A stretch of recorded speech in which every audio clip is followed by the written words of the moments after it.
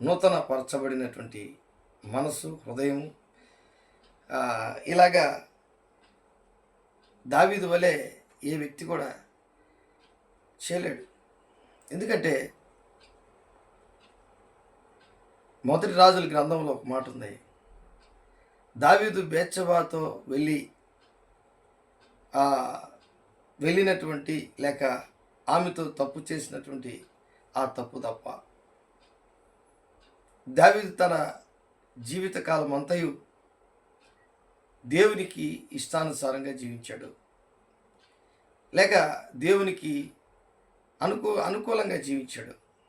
దేవుని దృష్టికి ఏ తప్పు కూడా చేయలేదు. ఎంత గొప్ప విషయం అంటే, ఒక మనిషికి కొన్ని ఛాన్సులు ఇస్తాడు దేవుడు.